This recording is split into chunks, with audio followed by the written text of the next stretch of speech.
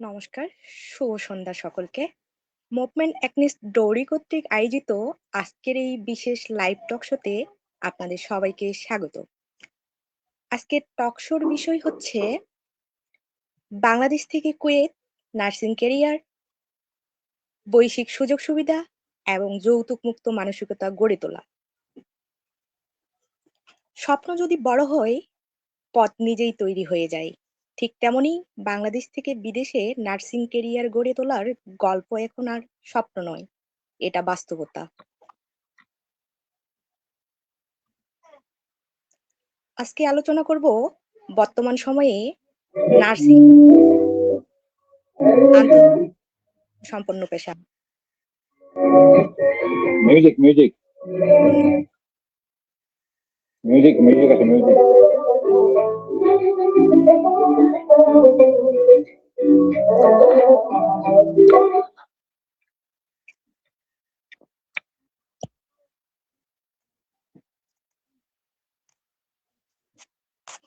এবার ঠিক আছে। আজকে আলোচনা করব বর্তমান সময়ে নার্সিং একটি সম্মানজনক এবং আন্তর্জাতিকভাবে চাহিদা সম্পন্ন পেশা। কিভাবে আমাদের দেশে কই থেকে আসতেছে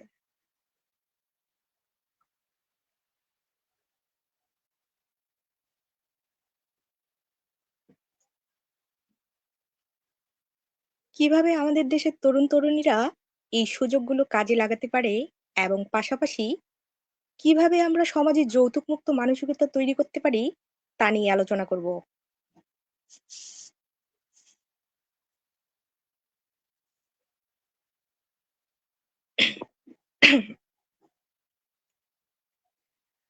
আজকের এই টক শোতে আমাদের সামনে অতিথি হিসেবে আছেন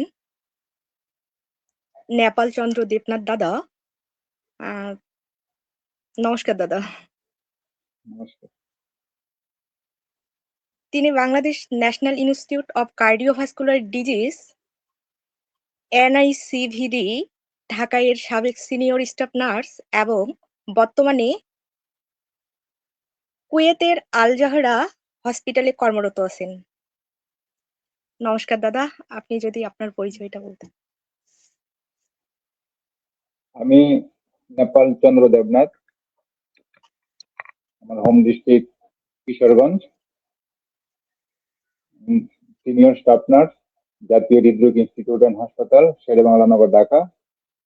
বর্তমানে আমি কুয়েত আল জাহারা হসপিটালে কর্মরত আছি। আমি ডিপ্লোমা কমপ্লিট করেছি Sylhet north east nursing college থেকে। আমার পরিচিত। তো দাদা, প্রথমে আমরা জানতে চাই আপনার নার্সিং এ পড়াশোনার গল্প এবং নার্সিং ক্যারিয়ারের শুরুটা কেমন ছিল এবং কিভাবে আপনি বাংলাদেশ থেকে কুয়েতে সুযোগ পেলেন, আর কি ক্যারিয়ারের সুযোগ পেলেন, এই সম্পর্কে যদি কিছু বলতেন দর্শকদের উদ্দেশ্যে। কুয়েতে আসার গল্প বলবো নাকি নার্সিং পড়ালেখা শুরু করার গল্প বলবো? দাদা, নার্সিং পড়াশোনার গল্পটা, তার সাথে কুয়েতে ক্যারিয়ারের গল্পটা। আচ্ছা, নার্সিং আমি তো নার্সিং এ ভর্তি হয়েছি 13 সালে। তখন নার্সিং এতটা জনপ্রিয়তা ছিল না। জি দাদা। তারপর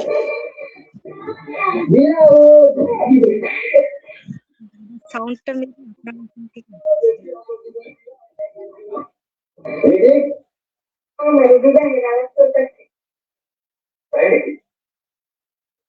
আপনার এখানে কোনো সমস্যা? না দাদা, না তো।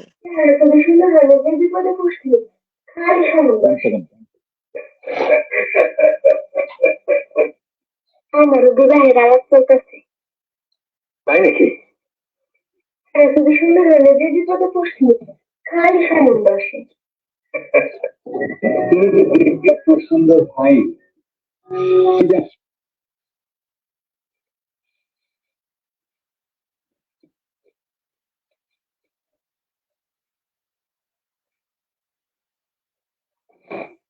Sorry for disturb. হ্যালো। হ্যাঁ দাদা বলেন, শুনতে পাচ্ছি।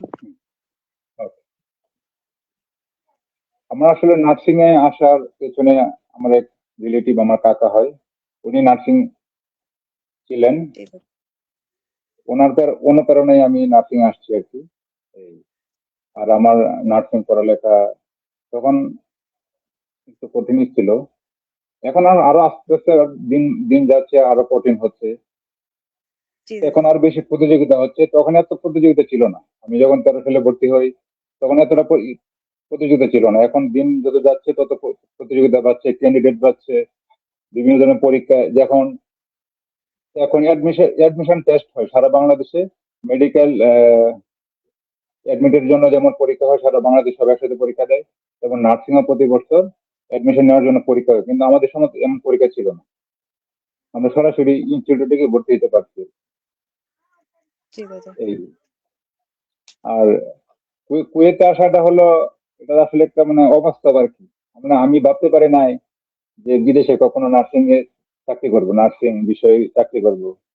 কারণ বাংলাদেশে আসলে অ্যাভেলেবেল এমন বিদেশে যায় না, বা জি দাদা।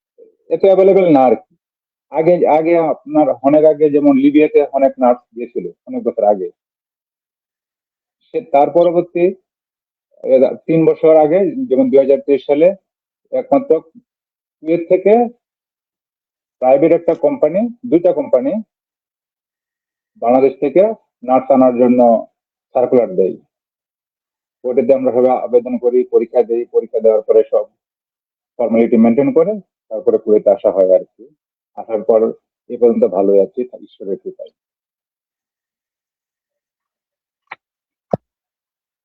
আচ্ছা দাদা।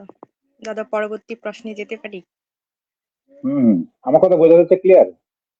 দাদা, একটু কেটে কেটে আসতেছিল আর কি। ও আচ্ছা,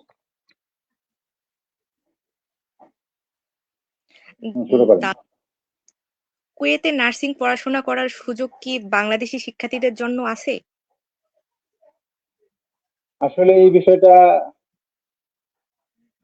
মানে খুবই কঠিন এবং খুব জটিল। জি বিষয় দাদা। হলো, কুয়েতে আসলে তেমন নার্সিং পড়ার তেমন কোনো ইনস্টিটিউট আগে ছিল না।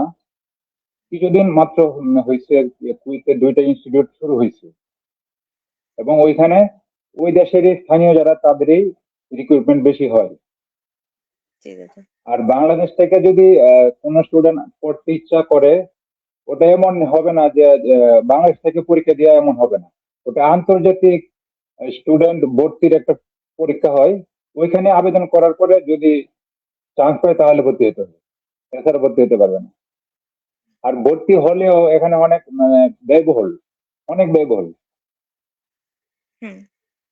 এই আর কি। তার জন্য মানে কুয়েতে, বিশেষ করে কুয়েতে বাইরের দেশ থেকে এসে মানে বাংলাদেশ থেকে এসে নার্সিং করাটা আমার মনে হয় ঠিক হবে না আর কি। কারণ অনেক ব্যয়বহুল, তারপরে অ্যাডমিশন নেওয়াটা অনেক কঠিন। জি দাদা। দাদা, হচ্ছে গিয়ে নার্সিং পড়ার জন্য কি ধরনের যোগ্যতা বা ভাষা দক্ষতার প্রয়োজন হয় ওইখানে? মানে কুয়েতে না বাংলাদেশে? কুয়েতে। ও কুয়েতে। কুয়েতের জন্য ব্যাচেলর অফ সায়েন্স, বিএসসি থাকতে হবে। এসএসসি এবং ইন্টারে দুটিতে বিএসসি থাকতে হবে। পয়েন্ট পয়েন্ট থাকতে হবে এভারেজ 4 পয়েন্ট, এবং ইংলিশের উপরে ভালো মেধা থাকতে হবে, চর্চা থাকতে হবে, এবং হুম। স্মুথলি ইংলিশ কথা বলার যোগ্যতা থাকতে হবে, জি এবং দাদা।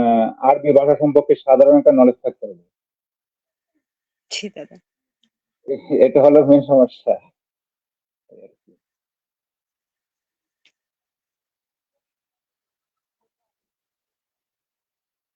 দাদা, কুয়েতের মধ্যে নার্সিং পড়তে গেলে কোন কোন বিশ্ববিদ্যালয় বা ইনস্টিটিউট ভালো? এখানে 2টা কলেজে আছে,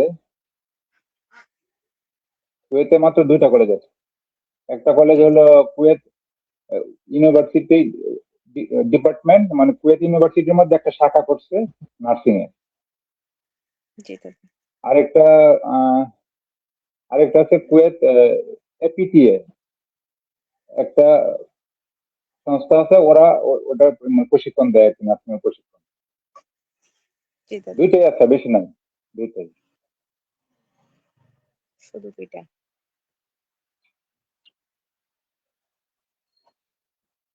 দাদা, কুয়েতে নার্সিং পড়াশোনার খরচ ও স্কলারশিপের সুযোগ কেমন?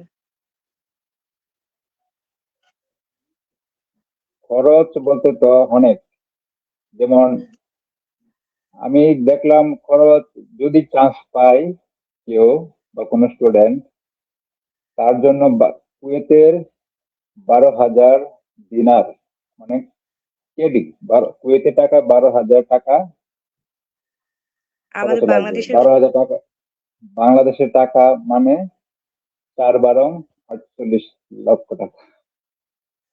এত টাকা?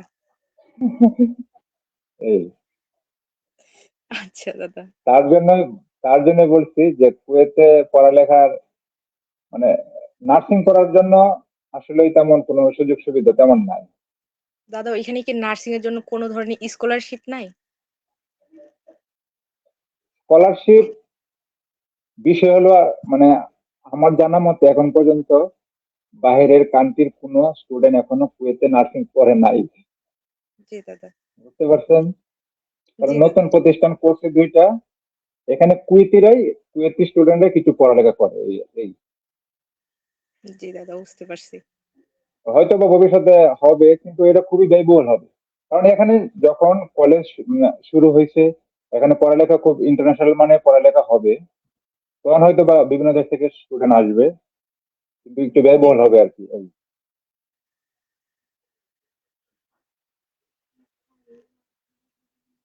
তাহলে দাদা, আপনি কি বলবেন? যারা ভবিষ্যতে আরকি কুয়েতে নার্সিং পড়তে চায় তাদের জন্য আপনার পরামর্শ কি? কুয়েতে আসলে যারা পড়াশোনা করতে চায়, আমার মনে হয় না যে বাংলাদেশি স্টুডেন্ট কুয়েতে নার্সিং করার ইচ্ছা পোষণ না করাটাই বেটার। জি দাদা। তার চেয়ে ভালো অন্য দেশে, যেমন ইংলিশ IELTS করে বিভিন্ন দেশে স্কলারশিপে যাওয়ার জন্য, যেমন কানাডা, লন্ডন, অস্ট্রেলিয়া, UK, যদি ওইগুলো যেতে পারে। মিডিল ইস্টে আসলে এমন সুযোগ সুবিধা হয় না আর কি, মিডিল ইস্টে তেমন সুবিধা হয় না। দাদা, মিডিল ইস্ট বাং কান্ট্রি যেমন কাতার, সৌদি আরব, হুম, কুয়েত, ওইগুলোতে এমনই সুবিধা খুবই কম থাকে পড়ালেখা। কারণ আমি দেখছি যে এখানে স্টুডেন্টরা বাইরে চলে যায় পড়ালেখা করার জন্য, জি দাদা। এই আর কি। দাদা, বাংলাদেশ থেকে কি সরাসরি মানে বিদেশে নার্সিং পড়তে যাওয়া?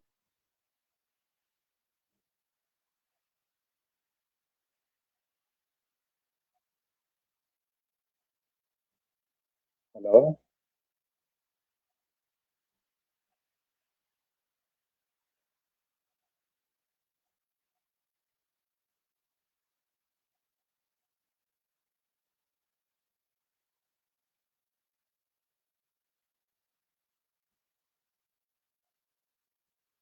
হ্যালো,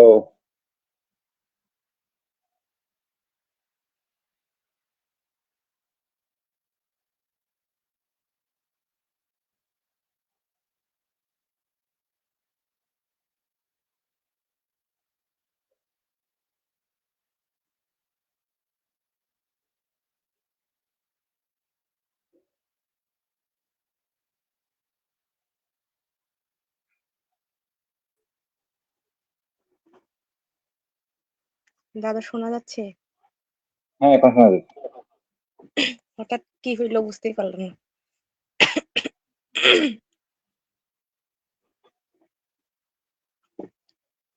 দাদা, বাংলাদেশী শিক্ষার্থীদের জন্য তাহলে কোন কোন দেশে যাওয়া উচিত মানে নার্সিং পড়ার জন্য?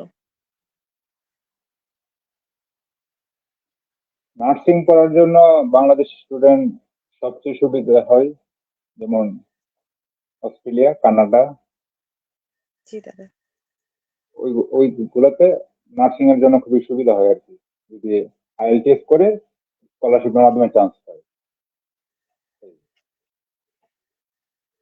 দাদা, IELTS বা ইংরেজি পরীক্ষার স্কোর কত লাগতে পারে?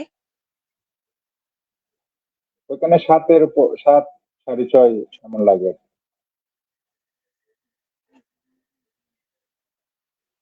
দাদা এমনিতে কি কি ধরনের যোগ্যতা লাগে আর কি নার্সিং পড়ার জন্য? নার্সিং পড়ার জন্য তো বাংলাদেশে এখনো নার্সিং দুইটা কারিকুলাম আছে। একটা diploma in nursing sciences midwifery, একটা bachelor of science nursing, BSc in hmm. Nursing.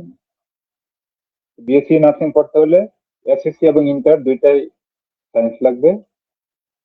R diploma in nursing sciences midwifery করতে হলে যে কোনো সেকশন থেকে এসে করতে পারবে, আর্টস, কমার্স, সায়েন্স, এটা কোনো যে কোনো শাখা থেকে এসে করতে পারবে আর কি।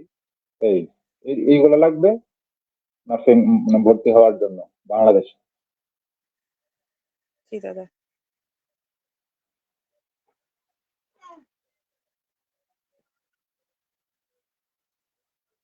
দাদা অন্যান্য দেশগুলোতে মানে নার্সিং পড়তে গেলে কত খরচ লাগতে পারে, বা বিদেশে নার্সিং পড়ার জন্য কি কি স্কলারশিপ পাওয়া যায়? স্কলারশিপ খরচ আছে, আসলে এটা কোনো লিমিট নাই। জি দাদা। যেমন এক এক দেশের এক এক নির্ভর করে আর কি।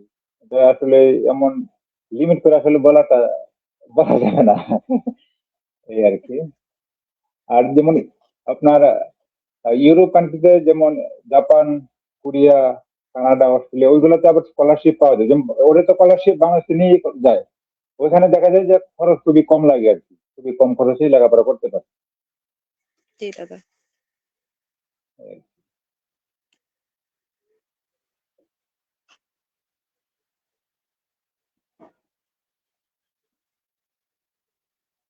দাদা নার্সিং পড়ে কোন কোন দেশে সহজেই আর কি কেরিয়ার করা যায় বা চাকরি পাওয়া যায়? নার্সিং করে বর্তমানে সময়ে আমরা যা দেখতেছি একটু সহজেই আর কি। নার্সিং করার পরে বাহিরে একমাত্র যেমন কুয়েত, কাতার, সৌদি আরব, লিবিয়া, ওই কান্ট্রি গুলোতে একটু সহজে রিক্রুটমেন্ট পাওয়া যায়। ওরা বিভিন্ন কোম্পানি ওই সব দেশগুলো থেকে সরকারের কাছে কন্ট্যাক্ট নেয়, নিয়ে বাংলাদেশ থেকে নার্স নিয়ে আনে। সার্কুলার দেয়, সার্কুলার মাধ্যমে পরীক্ষা টরীক্ষা দিয়ে তারপরে আনে। তো ওইগুলোতে একটু সহজে আসা যায় আর কি। আর এছাড়া যেমন কানাডা, অস্ট্রেলিয়া, ইউকে, ওইগুলোতে একটু কঠিন। ওইখানে জি দাদা। সরাসরি নার্সিং জবে গিয়ে ঢোকাটা একটু কঠিন। জি ওইটা দাদা। ঢুকতে হলে ওই দেশে, ওই সব দেশে যাওয়ার পরে আবার ওইখানে পরীক্ষা দিতে হবে, ওইখানে আবার লাইসেন্স নিতে হবে। নেওয়ার পরে যদি চান্স পায় তাহলে ওই সব দেশে, ইউকে, কানাডায় নার্সিং এ সরাসরি সেবা মানে সার্ভিস দিতে পারবে। কিন্তু আহ, আপনার ওই যে মিডল ইস্ট কান্ট্রি যেগুলো বললাম, কুয়েত, কাতার, সৌদি আরব, তারপরে লিবিয়া, ওইগুলোতে এমন নয়। ওরা এই কোম্পানিগুলো ডাইরেক্ট বাংলাদেশ থেকে নার্স নিয়ে আসে, আইনে এখানে কিছু প্রাথমিক পরীক্ষা নিরীক্ষা আছে, ওগুলো করার পরে জবে ঢোকায় দেয় আর কি। জি দাদা। তার জন্য কাতার, সৌদি আরব, কুয়েত, লিবিয়া, ওইগুলো একটু সহজ আর কি। জি দাদা।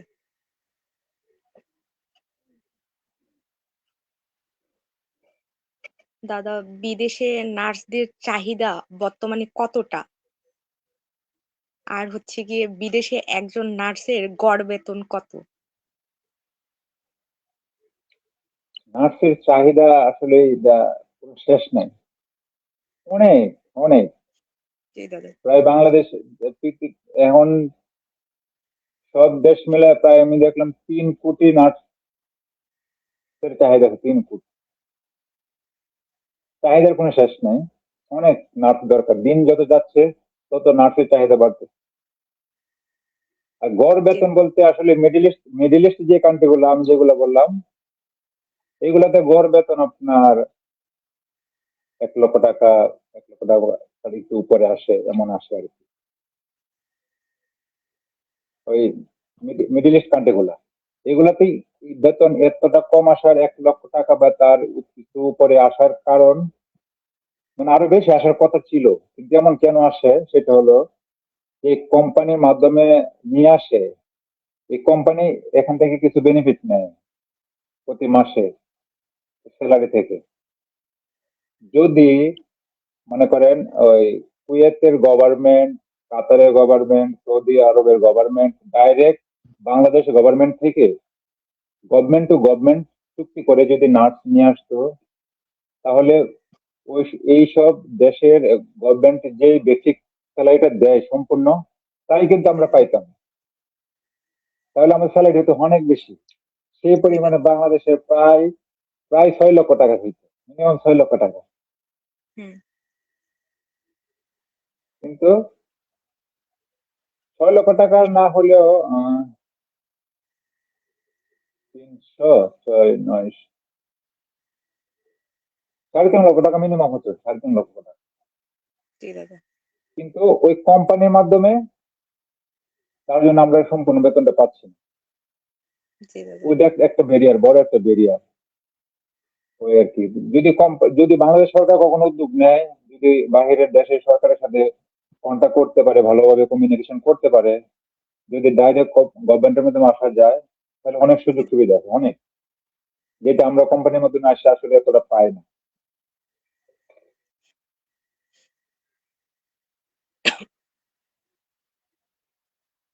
দাদা, বিদেশে নার্স হিসেবে কাজ করতে গেলে কি আলাদা কোনো লাইসেন্স পরীক্ষা দিতে হয়?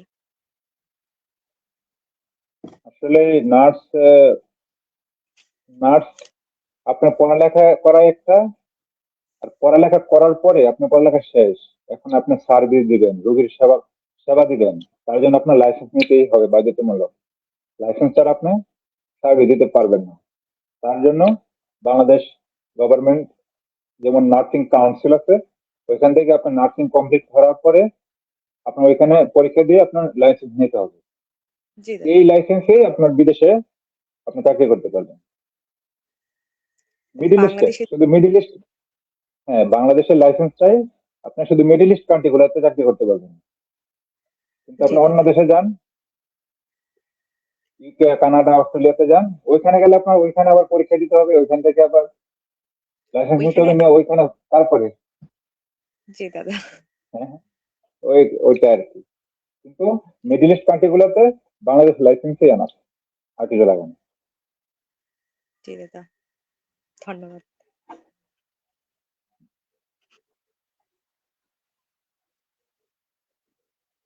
দাদা, কুয়েতে নার্স হিসেবে চাকরি পাওয়ার প্রক্রিয়া কিভাবে শুরু করতে হয়? কুয়েতে নার্সের চাকরি পাওয়া আসলে ওটা যেমন কুয়েতে বর্তমানে আমার, আমি যতটুকু জানি, আমার অভিজ্ঞতা, জি দুইটা দাদা। কোম্পানি, একটা এটিসি অ্যাডভান্স টেকনোলজি কোম্পানি, একটা সিটি গ্রুপ, জি দাদা। এই দুইটা কোম্পানি বাংলাদেশ থেকে থেকে এই প্রথম নার্স নিয়ে আসছে, প্রায় 800 800 জন। তো ওরা কি, ওরা প্রথমে সার্কুলার পাবলিশ করছে, যেমন আমাদের বাংলাদেশ বৈদেশিক কর্মসংস্থান মন্ত্রণালয়, বুয়েসেল আছে, ওটার অনুমতি সাপেক্ষে সার্কুলার দিচ্ছে। সার্কুলার দেওয়ার পরে, আমরা সার্কুলার পাওয়ার পরে আমরা আবেদন করলাম। আবেদন করার পরে ওরা একটা নির্দিষ্ট দিন ঠিক করলো পরীক্ষার জন্য। পরীক্ষা নিল, পরীক্ষা নেওয়ার পরে ভাইবা, তারপরে অ্যালাউ হওয়ার পরে ওরা আমাদের পাসপোর্টের কপি, ফটোকপি নিল। নেওয়ার পরে ওরা বলছে যে আমরা আপনাদের ভিসার জন্য প্রসেসিং করব, তার মধ্যে আপনারা আপনাদের বাংলাদেশে আপনাদের কাগজপত্র যা আছে ওইগুলা রেডি করবেন।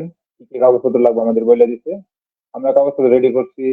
সব কাগজপত্র প্রত্যেক মন্ত্রণালয় থেকে সব অ্যাটাচমেন্ট করাইতে হয়।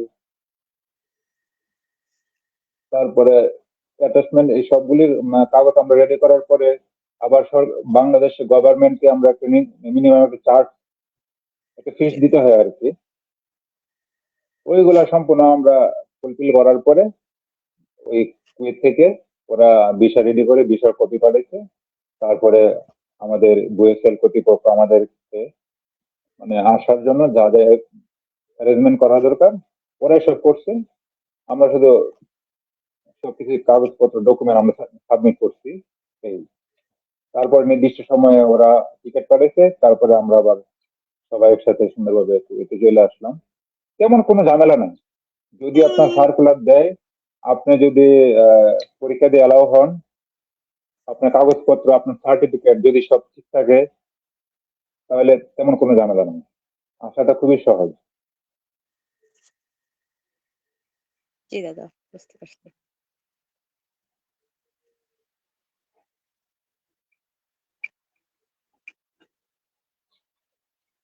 আবার ওইখানে একটা হেলথ পরীক্ষার একটা বিষয় আছে, হেলথ ফিট হইতে হবে, ফিট না হলে আবার আসা যাবে না। আবার এখানে কুয়েতে আসার পরে আপনার পরীক্ষা নিবে, হেলথ চেক আপ করবে, এখানে যদি কোনো আনফিট ধরা পড়ে তারপরে আবার রাখবে না। এমন হয়েছে আমাদের আমাদের সাথে যারা আসলে দু একজন এমন সমস্যা হয়েছে, যে দেখা গেছে বাংলাদেশে পরীক্ষা করছে মেডিকেল ফিট, এখানে আসার পরে আনফিট হয়েছে, তাদের আর রাখে নাই। দাদা, কুয়েতে বাংলাদেশি নার্সদের জন্য চাকরির সুযোগ মানে কতটা আর কি রয়েছে? সুযোগ বলতে ওটা আসলে ওই সরকারের উপর নির্ভর করে। যেমন আমরা 2023 সালে আসছি, 800-র জি মতো আসছি। তারপরে আরেকটা সার্কুলার দিছে, এই 3টা সার্কুলার। তারপরে এখন পর্যন্ত সার্কুলার হয় নাই। কিন্তু কিছুদিন আগে কুয়েত গভর্নমেন্ট বাংলাদেশ গভর্নমেন্টের সাথে চুক্তি করছিল, জি দাদা। কিছু নার্স নার্স আনবে। কিন্তু এই চুক্তিটা এখনো পেন্ডিং, এখনো কোনো কিছু সুরাহা হচ্ছে না, এই আর কি। মোটামুটি সুযোগ আছে, মনে হয় ওরা ভবিষ্যতে আরো আনবে। যেহেতু আমরা মোটামুটি ভালোই সার্ভিস দিচ্ছি, সেহেতু হয়তো বা ওরা তো আনবে, ওদের তো নার্স প্রয়োজন।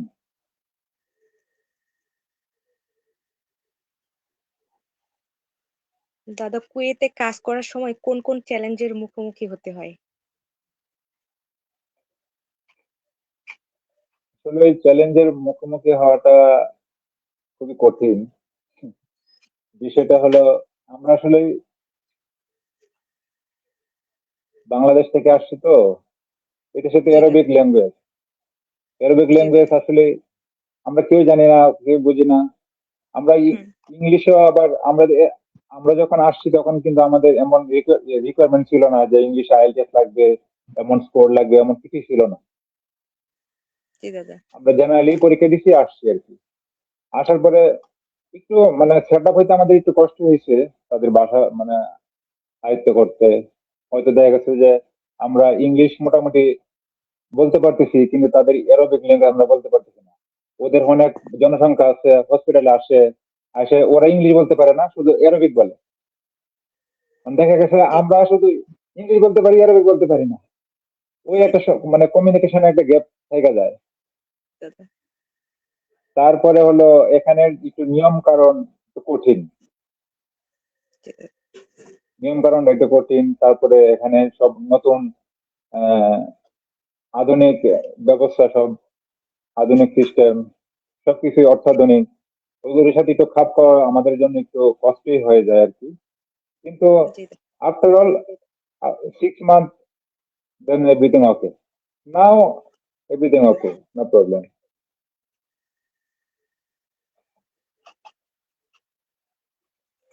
দাদা, বিদেশে নার্সদের জন্য কেরিয়ার গ্রোথ বা পদোন্নতির সুযোগ কেমন? বিদেশে আপনার নার্স পদোন্নতির সুযোগ আছে, কিন্তু সুযোগ নেওয়ার জন্য অনেক পরিশ্রম করতে হবে। এই সুযোগটা পাওয়ার জন্য অনেক পরিশ্রম করতে হবে, অনেক জি দাদা। মেধা অর্জন করতে হবে। সুযোগ আছে, যেমন ওইখানে আপনার স্টাফ নার্স আসলেন, তারপরে সিনিয়র নার্স হবেন, তারপর এখানে চার্জ নার্স আছে একটা পোস্ট, তারপরে টিম লিডার একটা পোস্ট আছে, স্পেশালিস্ট নার্স আছে, জি দাদা। তারপর নার্সিং সুপারিনটেন্ডেন্ট আছে, নার্সিং ম্যানেজার আছে, বিভিন্ন পোস্ট আছে, নার্সিং হেড নার্স আছে, তারপরে ডিরেক্টর অফ নার্সিং আছে, মানে বিভিন্ন পোস্ট আছে।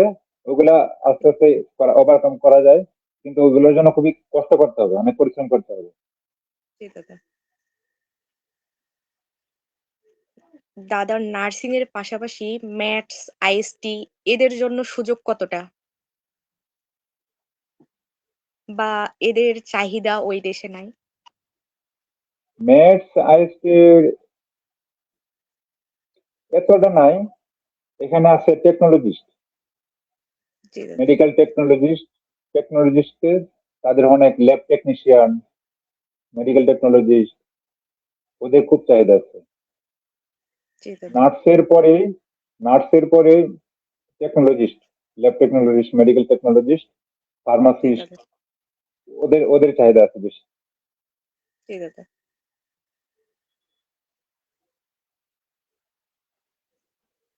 দাদা, আন্তর্জাতিক মানের নার্স হইতে হলে কি ধরনের দক্ষতার প্রয়োজন?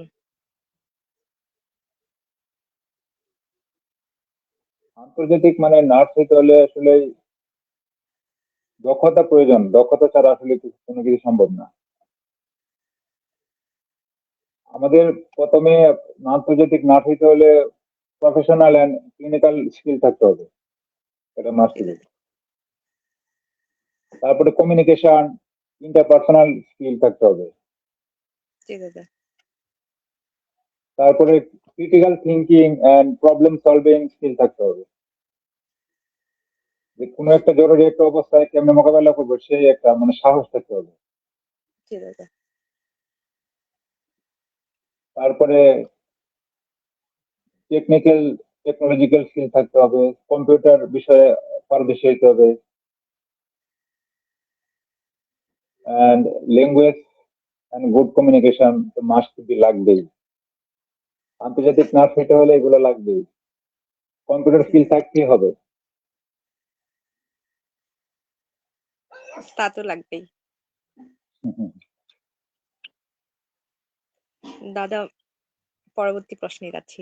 নার্সিং পেশা কিভাবে একজন মানুষের জীবনমান উন্নতি করতে পারে?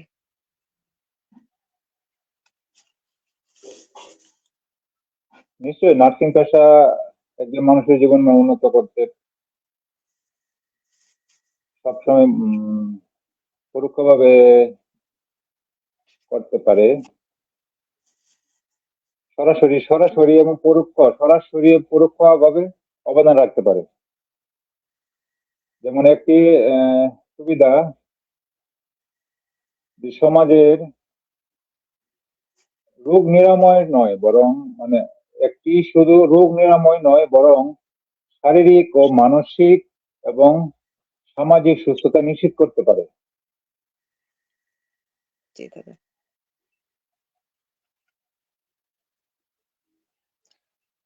দাদা, পরবর্তী প্রশ্নে যাচ্ছি। আম যুক্তরাষ্ট্রের নার্স হিসেবে যেতে হলে কি, কি ধাপ অনুসরণ করতে হয়? যুক্তরাষ্ট্রে নার্স যাওয়ার জন্য তো প্রথম বাংলাদেশ থেকে নার্সিং পড়তেই হবে। জি দাদা।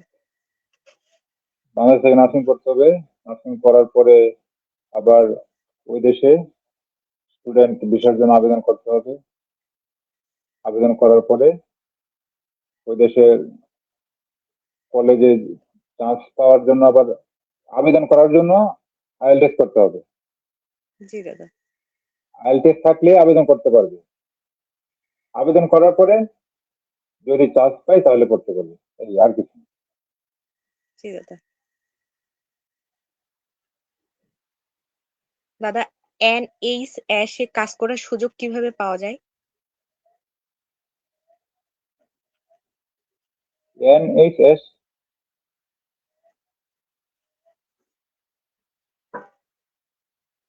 এনএইচএস একটু বুঝায় বলেন। দাদা, NHS এটাতে মানে কাজ করার সুযোগ কিভাবে পাওয়া যায়?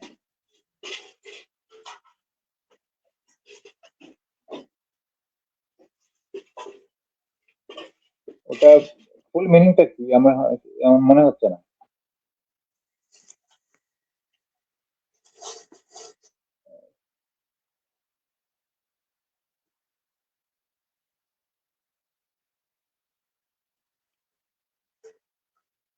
আচ্ছা দাদা, এটা স্কিপ করতেছি। দাদা, পরবর্তী প্রশ্নে যাচ্ছি। দাদা, কানাডার নার্সদের ক্ষেত্রে কি স্থায়ীভাবে থাকার সুযোগ আছে? হ্যাঁ, কানাডার নার্সের থাকার সুযোগ আছে। ওইখানে পার্মানেন্ট রেসিডেন্সি পায়, কিন্তু ওই যে মিডিল ইস্টে যত কান্ট্রি আছে ওইখানে কখনোই রেসিডেন্সি পাবে না, রেসিডেন্সি পাওয়ার কোনো ব্যবস্থা নাই।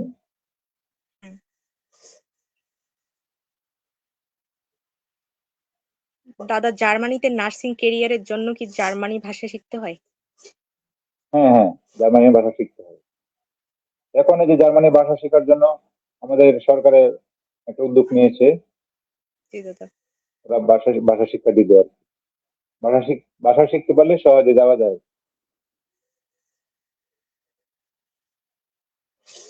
দাদা, অস্ট্রেলিয়ায় নার্সদের চাহিদা বেশি কেন? অস্ট্রেলিয়ার নার্সিং চাহিদা বেশি, আসলে সব মানে ওইসব কান্ট্রি গুলা, অস্ট্রেলিয়া, কানাডা, ইউকে, সব দেশেই নার্সের চাহিদা বেশি। কারণ হলো বর্তমানে আহ, বয়স বৃদ্ধ মানুষের সংখ্যা দিনে দিনে বাড়ছে। মানুষ বিভিন্ন ক্রনিক রোগে আক্রান্ত হচ্ছে, যা লং টাইম স্টে করে জি দাদা। বিভিন্ন কারণে। যেমন তারপরে আছে বিভিন্ন ধরনের মহামারী আসতেছে, যেমন কোভিড এর মতো মহামারী। ওইসব ওইসবের কারণে এখন এইসব মানে সব দেশে আপনার নার্সের চাহিদাটা দিনে দিনে বাড়ছে আর কি। যেমন বিভিন্ন ধরনের ডিজিজ আছে, ক্যান্সার, ওইগুলা ক্যান্সারের পরিমাণ বাড়তেছে। জি যেমন দাদা। ওই আর কি।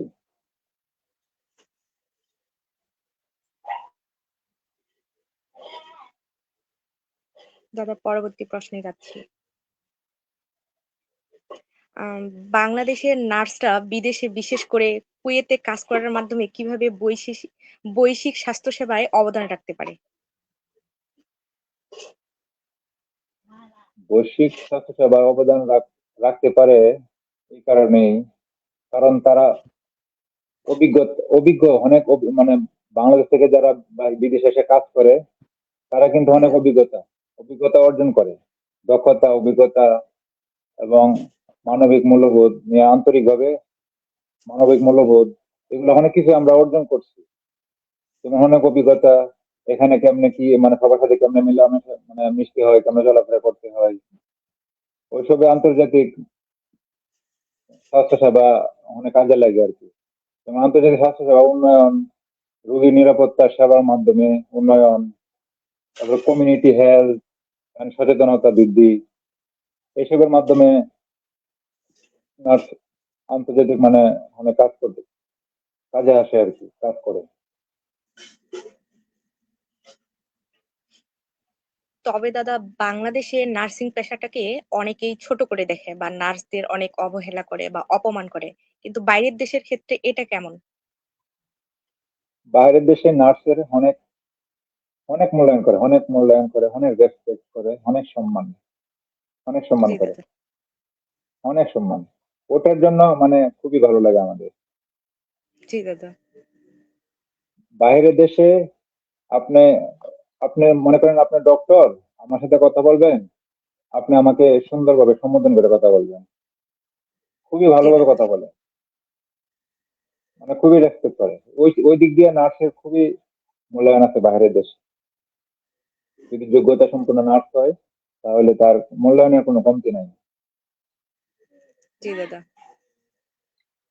দাদা, বাইরের দেশে সেবার মান কেমন? বাইরের দেশে আসলে নার্সিং সেবার মান মানে বলা যায় অতুলনীয়। জি দাদা। কারণ পর্যাপ্ত নার্স থাকে এখানে, রোগীর তুলনায় নার্স থাকে পর্যাপ্ত, ফেসিলিটি, এনভায়রনমেন্ট, এভরিথিং সেবার। তার জন্য রোগীকে সেবা দেওয়া যায় ভালোভাবে, সেবা দিয়ে তৃপ্তিও আসে, কোনো ঝামেলা নাই, কোনো কিছু নাই। আমি আমার অভিজ্ঞতা আছে, আমার কোয়ালিফিকেশন আছে, আমি রাইট কাজ করব, কেউ কিছু বলবে না। আমার যখন জি। যেটা করার এটা করব, কোনো কেউ কিছু বলবে না।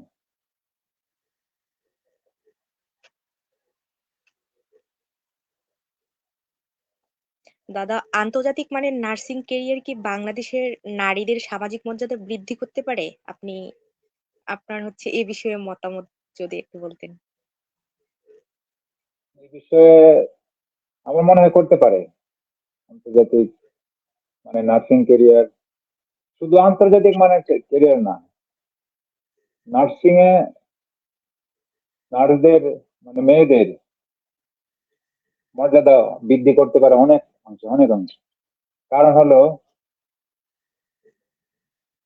যেমন নার্সিং করার পরে আপনার সহজে একটা চাকরি পাওয়ার সম্ভাবনা থাকে, সহজেই। চাকরি পাওয়া মানে একজন মানুষের মূল্যায়ন অনেকটা বেড়ে যায়, জি দাদা। এই আর কি। তারপরে ওটার সাথে আছে অর্থনৈতিক স্বাধীনতা আছে, তার সামাজিক মর্যাদা বাড়ে, নেতৃত্ব, জি যদি নেতৃত্ব দিতে পারে, অনেক কিছু আছে আর কি।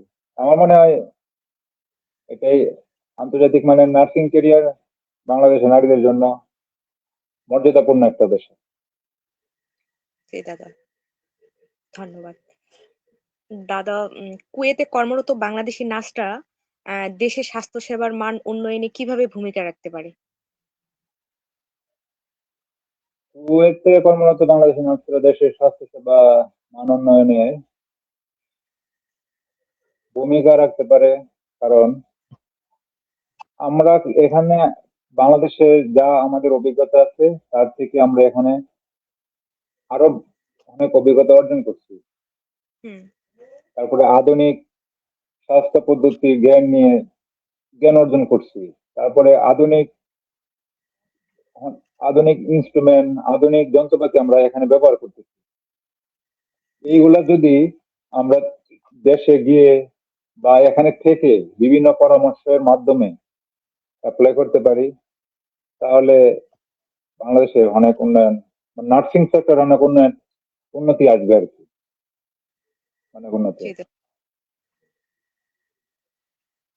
কারণ এখানে প্রযুক্তি, অত্যাধুনিক প্রযুক্তি, এগুলা যদি আমরা বাংলাদেশে অ্যাপ্লাই করতে পারি, তাহলে অনেক উপকৃত হবে আর কি।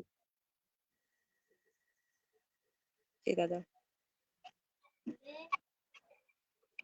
দাদা, নার্সিং পেশাকে সম্মানজনক হিসেবে প্রতিষ্ঠা করতে সমাজের দৃষ্টিভঙ্গি কিভাবে বদলানো প্রয়োজন বলে আপনি মনে করেন?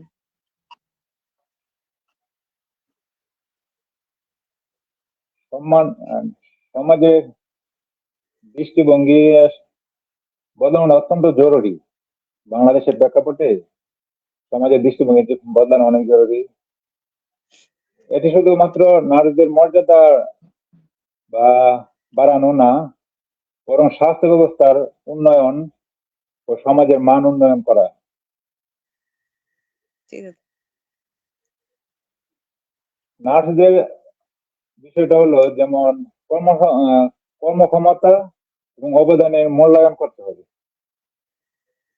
নার্সদের কর্মক্ষমতা এবং অবদানের মূল্যায়ন করতে হবে। যদি নার্সরা কি করে, এটা আমাদের কতটুকু কাজে আসে, সেটা মূল্যায়ন করতে হবে। নার্সদের কাজকে শুধুমাত্র সহায়ক বা ডক্টরের সাহায্যকারী ভাবলে হবে না। নার্সকে একটি স্বতন্ত্র পেশা, তাদের যে অনেক মানে তাদের কাজের যে অনেক দরকার, হুম। সেটা মূল্যায়ন করতে হবে। আর একমাত্র যদি এটি আমরা মূল্যায়ন করতে পারি, আমাদের সমাজে মূল্যায়ন করতে পারে যে নার্স যেমন ডক্টর দরকার রোগীর রোগ নির্ণয়ে, আর ওইটা রোগীকে রোগ থেকে মুক্তি দেওয়া, সেবা শুশ্রূষা, মেডিসিন সবকিছু দিয়ে ভালো করে তোলা কি নার্সের কাজ। হুম।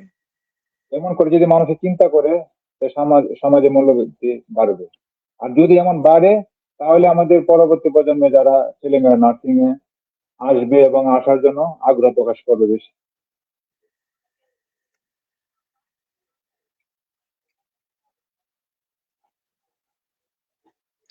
দাদা, পরবর্তী প্রশ্নে যাচ্ছি। একজন নার্স হিসেবে মানব সেবার পাশাপাশি সামাজিক নেতৃত্ব দেওয়ার সুযোগ কতটা রয়েছে বলে আপনি মনে করেন?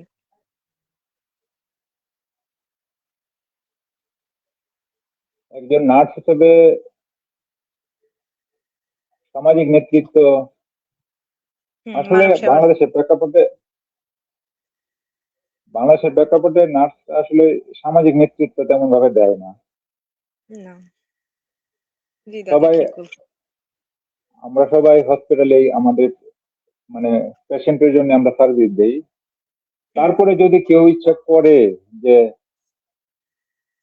পেশেন্টের সার্ভিস না দিয়ে ও ওনার মতো করে সমাজে মানে প্রতিষ্ঠিত মানে সমাজে করার জন্য মান উন্নয়ন করার জন্য সমাজে বিভিন্ন কাজে অ্যাটাচ হতে পারে, যেমন মানুষকে বিভিন্ন পরামর্শ দেওয়া, সামাজিক সচেতনতা বৃদ্ধি করা, বিভিন্ন কারণে করতে পারে। জি দাদা।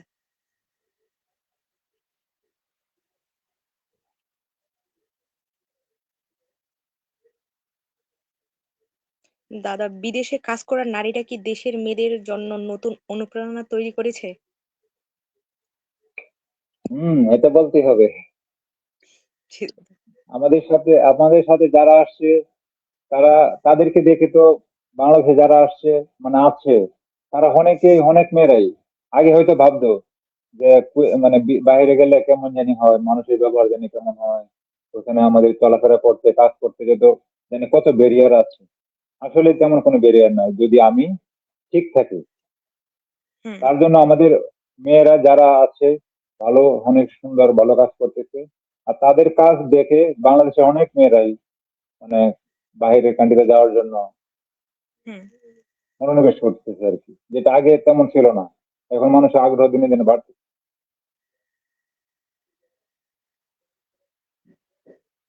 জি দাদা, পরবর্তী প্রশ্নে যাচ্ছি।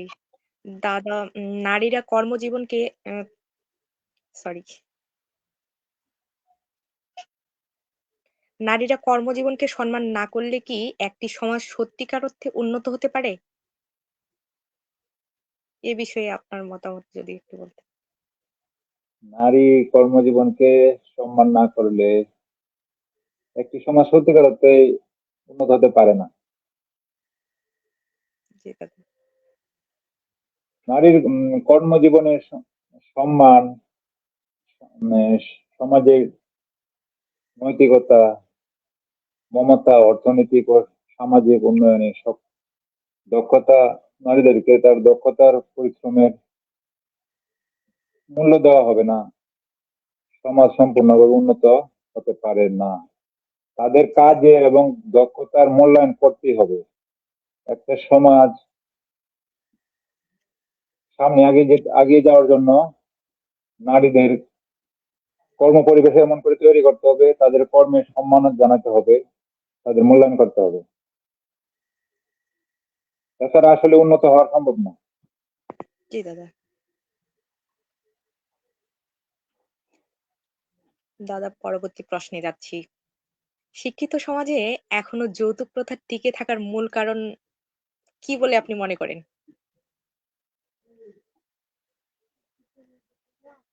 যৌতুক কথা আসলে খুবই একটা খারাপ জিনিস, জি দাদা। সেটা আমি পছন্দ করি না। এখন আসলে কিছু শিক্ষিত পরিবার আছে যৌতুক নেওয়াটাকে মনে করে ওটা স্ট্যাটাস। জি দাদা। তারা মনে করে যৌতুক নিতে পারলে ভালো। তারপরে কিছু আছে যেমন বেশি যৌতুক ভালো বিয়ে, মানে বেশি যৌতুক ভালো বিয়ে, এমন একটা প্রবাদ আছে। জি দাদা। তারপরে আমাদের সমাজে প্রথাগত কিছু সমস্যা আছে, প্রথা, যে প্রথাগুলো আগে থেকে চলে আসছে, যে যৌতুক দেওয়া লাগে বা নেওয়া লাগে। তার জন্য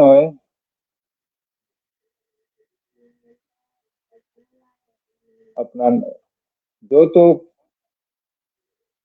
দেওয়াটা আসলে নেওয়াটা দুইটাই অন্যায় আমার মনে হয়। জি দাদা। আর শিক্ষিত সমাজ যদি এই যৌতুক নেওয়া দেওয়া বন্ধ না করে তাহলে আসলে ওটা বন্ধ হওয়াটা খুবই কঠিন। জি দাদা, কারণ রাইট। তাদেরই প্রথম আগায় আসতে হবে। তারা যদি আগায় আসে তাদের অনুপ্রেরণা আর অন্যরা মানে চিন্তা করবে। হুম। দাদা, একজন শিক্ষিত ও প্রতিষ্ঠিত যুবকের বিয়েতে যৌতুক দাবি করা তার কি যোগ্যতাকে প্রশ্নবিদ্ধ করে না? এ বিষয়ে আপনার মতামত যদি একটু বলতেন। করে মানে 100% করে। জি দাদা। একজন শিক্ষিত প্রতিষ্ঠিত যুবকে 100% যৌতুক দেওয়া এবং নেওয়া দুইটাই তার জন্য আইন হুম, বিরোধী কাজ। এবং জি একজন দাদা। প্রতিষ্ঠিত ব্যক্তি এবং বাংলাদেশে এখন বর্তমানে বিভিন্ন চাকরি হওয়ার পরে যোগদানের প্রথমে আপনার অঙ্গীকারনামা দিতে হয় যে যৌতুক নেবো না দেবো না, যেটা আমি দিয়ে আসছি। জি দাদা, কিন্তু তবুও তো অঙ্গীকারনামা দিতে হয়, জি তবুও নিচ্ছে। জি সেটা দাদা। মানে সম্পূর্ণ আপনার অনৈতিক কাজ। এটা মর্যাদাকে, ওটা মানে শিক্ষিত কর্মজীবী ছেলেদের মর্যাদাকে হ্রাস করে, এটা কখনোই ভালো জিনিস না। জি দাদা।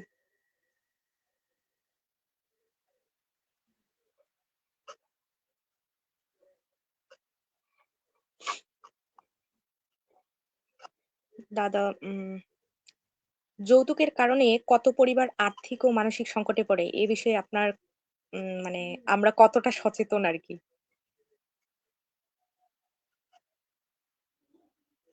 আসলে যৌতুকের বিষয়ে, যৌতুক কারণে আমি আমার আমার দেখা অনেক পরিবারই আপনার যৌতুকের কারণে অনেক সমস্যা হয়, অনেক সমস্যা। যেটা দেখা যাচ্ছে কোনো একটা পরিবার চলতে পারে না, খাইতে পারে না, তারও একটা বিয়ে দেওয়ার জন্য চিন্তা করলে আগে যৌতুকের টাকার কথা চিন্তা করতে হয়। হুম, তাদের সেই টাকাটা ম্যানেজ, যদি যৌতুক দিতেই হয়, সেই টাকাটা ম্যানেজ করতে তাদের কত একটা পরিশ্রম হয়, কত একটা মানে সমস্যা হয়। দেখা গেছে জি মানুষের দাদা। কাছে হাত করতে হয়। তো ওটার অবশ্যই। জন্য সে সমাজে অসম্মানিত হয়, নিজের কাছে অসম্মানিত হয়, নৈতিক ও সামাজিক ভাবে চাপ দেয়। জি ওটা দাদা। আসলে মানে খুবই একটা অমানবিক কাজ। হুম, আসলে আমরা সচেতন না, তেমন ভাবে সচেতন না, এখনো আমরা সচেতন না। যা আমরা মুখে মুখে যতটা সচেতন, আসলে কাজের প্রতি আমাদের ততটা সচেতন না। এখন আরো বিভিন্ন মানে সরাসরি এখন আর যৌতুক চায় না, এখন নাকি কিছু নিয়ম আসছে, সরাসরি চায় না, বলছে আপনারা যা দিবেন দিয়েন। জি দাদা। তখনও তো দিতে হয়, তখন আরো বেশি দিতে হয়। এই যে ব্যাপার, মানে কি যে অবস্থা।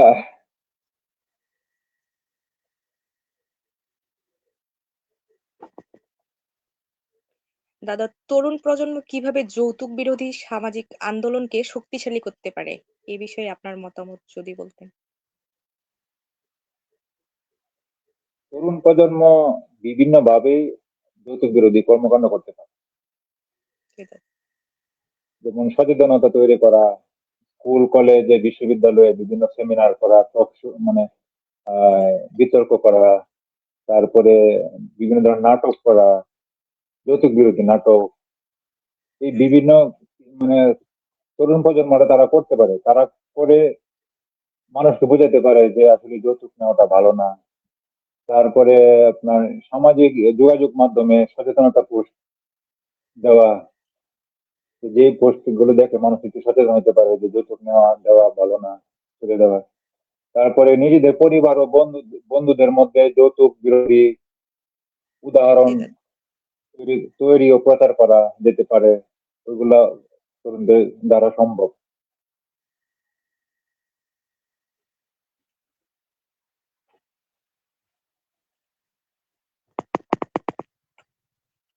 দাদা, বিদেশে কর্মরত বাংলাদেশিরা কি যৌতুক মুক্ত সমাজ গঠনে ভূমিকা রাখতে পারে? আহ, হ্যাঁ পারে, আমার মনে হয় পারে। কারণ বিদেশে কর্মরত বাংলাদেশি যৌতুক মুক্ত সমাজ গঠনে খুবই গুরুত্বপূর্ণ ভূমিকা রাখতে পারে। কারণ যারা বিদেশে থাকে, যারা ফরেনার, তাদের কথায় কিন্তু দেশের মানুষ, দেশের ফ্যামিলি জি শুনে, দাদা। শুনতে হুম, কিছুটা বাধ্য। কারণ তাদের ইনকামের উপর নির্ভর করে। এখন যদি একটা বিদেশি বলে যে আমি যৌতুক নিয়ে বিয়ে করব না, তাহলে এইটি তেমন বড় জিনিস, তার কি জি আর কি দাদা। মানে আর কি পাওয়ার আছে। তার জন্য আমার মনে সেটাই। হয় যে বিদেশে কর্মরত তারা অনেকভাবেই যৌতুক বিরোধী প্রচারণা বা যৌতুক না নেওয়ার প্রতি উৎসাহিত করতে পারে। এটা অনেক ভাবে করতে পারে।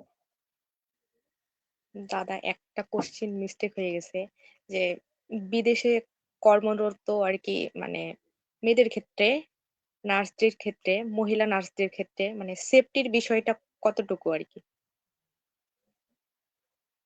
সেফটির বিষয় মানে সেফটির বিষয়ে কোনো কমতি নাই, জি দাদা। সম্পূর্ণ সেফটি আছে। তারপরে আবার আপনার মিডল ইস্ট কান্ট্রিতে আরো মেয়েদের জন্য আরো সেফটি, তাদের সম্পূর্ণ নিরাপদ, আপনার যেখানে খুশি সেখানে যেতে পারবেন। এখন জি দাদা। নিজের সেফটি রক্ষা করা নিজের কাছে। আপনি যদি আপনার সেফটি রক্ষা করেন, আপনাকে কেউ কিছু বলবে না, আপনি যখন খুশি যেখানে খুশি যাবেন, কোনো সমস্যা নাই, যদি আপনি আপনার নিজেরটা রক্ষা করেন। তার জন্য বিদেশে আমার আমার দেখা মতে যে কুয়েতে আমাদের সাথে যারা আসছে, যদি মনে করে যে আমি ভালো থাকবো, তাহলে জি আপনাকে দাদা। কেউ কিছু বলবে না। আর যদি আপনি চান আপনার খারাপ হবেন, যা কিছু করবেন, সেটা আপনি করতে পারেন, সেটা আপনার ব্যক্তিগত। কিন্তু নিজের যে আপনার সেফটি আছে, তারপরে আপনার একটা দুর্ঘটনা ঘটবে এমন হওয়ার কোনো সম্ভাবনা নাই। জি দাদা। বুঝছি। দাদা সামাজিক দাদা শুনতে পাচ্ছেন? হ্যাঁ হ্যাঁ, শুনতে পাচ্ছি। সামাজিক যোগাযোগ মাধ্যম কি যৌতুক বিরোধী আন্দোলনের শক্তিশালী প্ল্যাটফর্ম হতে পারে? হ্যাঁ, এটা তো বর্তমান সময়ে তো সামাজিক যোগাযোগ মাধ্যমে সবকিছু হচ্ছে। এটা সামাজিক যোগাযোগের মাধ্যমে আপনার যৌতুক বিরোধী আন্দোলন, বিভিন্ন ফটো কার্ড, পেস্টন, বিভিন্ন মেসেজ, বিভিন্ন ভিডিও, অনেক কিছুই শেয়ার করার মাধ্যমে এখন বর্তমানে সামাজিক যোগাযোগের মাধ্যমে তো খুব সহজেই এটা করা যায়, এবং খুব কম সময়ে সহজেই অনেক মানুষের কাছে বার্তাটা পৌঁছে দেওয়ানো যায়। তার জন্য সামাজিক যোগাযোগ মাধ্যম যৌতুক বিরোধী প্রচারণার জন্য একটা গুরুত্বপূর্ণ মাধ্যম আমার মনে হয়। দাদা আমরা কি এমন একটি সমাজ করতে পারি যেখানে মেয়েদের যোগ্যতা ও কেরিয়ারই হবে তাদের সম্মানের ভিত্তি?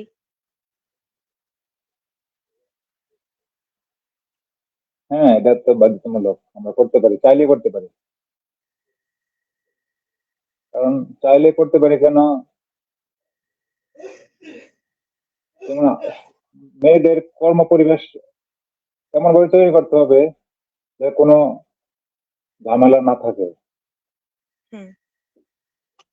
তারপরে কেরিয়ারও অগ্রাধিকার দিতে হবে, কেরিয়ার গঠনে অগ্রাধিকার দিতে হবে, জি দাদা। পারিবারিক দৃষ্টিভঙ্গি পরিবর্তন করতে হবে। যদি আমরা এগুলো করতে পারি, তারপরে কর্মক্ষেত্রে নিরাপত্তা, সম্মান, এগুলো দিতে হবে। আর যে সমাজের মেয়েদের শিক্ষা ও কাজের মূল্যায়ন দেওয়া হয় না, সে সমাজে দ্রুত উন্নতি সম্ভব না। জি দাদা। তার জন্যই মেয়েদের কেরিয়ার গঠনের জন্য সম্মান দিতে হবে, চাকরিতে সুযোগ দিতে হবে, সে সেই মতে চাকরি পরিবেশ নিশ্চিত করতে হবে, এই আর কি। দাদা অর্থনৈতিকভাবে স্বাবলম্বী নারী কি যৌতুক প্রথা ভাঙতে গুরুত্বপূর্ণ ভূমিকা রাখতে পারে? অর্থনৈতিক স্বাবলম্বী নারী তো যৌতুকতা ভাঙতে গুরুত্বপূর্ণ রাখছে, অনেক অনেক বড় গুরুত্বপূর্ণ ভূমিকা রাখতে পারে, অনেক বড়। জি দাদা। যেমন অর্থনৈতিক স্বাবলম্বী যে নারী, তার মত প্রকাশের অধিকার থাকে, সে যে কোনো মত প্রকাশ করতে পারে, তার জি ফ্যামিলিকে সাপোর্ট দিতে পারে, ফ্যামিলিকে তার মানে কথা বোঝাতে পারে, সে পারিবারিক ভাবে একটা মানে মূল্যায়ন থাকে তার, তার কথা শুনে, তাকে জি কেউ বাধ্য করতে পারে না, আবার ফ্যামিলিকে কেউ বাধ্য করতে পারে না যে যৌতুক দিয়ে বিয়ে দিতে হবে, কারণ জি ও দাদা। চাকরি করে, ও কর্মজীবী। তার জন্য অনেক, আমার মনে হয় যেমন একজন কর্মজীবী মেয়েকে যৌতুক দিয়ে দিছে, আমার মনে হয় এমন এখন এখন হচ্ছে না, জি দাদা। এই আর কি। দাদা পরিবার থেকেই যদি যৌতুকের বিরুদ্ধে শিক্ষা দেওয়া হয় তাহলে তো এ প্রথা দ্রুত কমে যাবে। হ্যাঁ হ্যাঁ, কারণ পরিবার থেকে তো আমাদের সবকিছু শিক্ষা, আমাদের পরিবার থেকে সবকিছু শিক্ষা, যদি পরিবার আমাদের ছোটবেলা থেকে এমন করে শিক্ষা দেয়, এমন করে গড়ে তোলে, যে যৌতুক নেওয়া যাবে না, যৌতুক একটা মানে খারাপ জিনিস, হুম। মানে অভিশাপ। যদি এমন করে গড়ে তুলে, দেখা গেল যে পরবর্তী প্রজন্ম অমন করে শিখবে, যে বলবে না যৌতুক নেওয়া যাবে না, যৌতুক ভালো না। তার জন্য পরিবার এটা অনেক বড় ভূমিকা রাখতে পারে। আমার মনে জি হয় দাদা। পরিবার অনেক বড় ভূমিকা রাখতে পারে। জি দাদা, আমরা টক শোর শেষ পর্যায়ে চলে আসছি। অনেক অনেক ধন্যবাদ দাদা, এত সুন্দরভাবে আহ, আমাদের প্রশ্নের উত্তরগুলো দেওয়ার জন্য। আম, আপনাকে ধন্যবাদ। জি দাদা। আজকে এই সুন্দর ও তথ্যবহুল আলোচনা থেকে আমরা অনেক কিছু জানতে পারলাম, বিশেষ করে নার্সিং ক্যারিয়ারের আন্তর্জাতিক সুযোগ এবং নিজের দক্ষতা দিয়ে কিভাবে সফল হওয়া যায়। একই সাথে আমরা বুঝতে পারলাম একটি যৌতুকমুক্ত, সচেতন ও সুন্দর সমাজ গড়ে তোলা আমাদের সবার দায়িত্ব। আম- আমাদের সম্মানিত অতিথিকে জানাই আন্তরিক ধন্যবাদ, ওনার মূল্যবান অভিজ্ঞতা আমাদের সাথে শেয়ার করার জন্য, এবং আপনাদের সবাইকে অসংখ্য ধন্যবাদ আমাদের সাথে থাকার জন্য। আমি লিপা রায় আজকের মতো এখানেই বিদায় নিচ্ছি। আবারও নতুন কোনো বিষয় নিয়ে হাজির হব। আহ সবাই ভালো থাকুন, সুস্থ থাকুন। সবশেষে বলি, উম,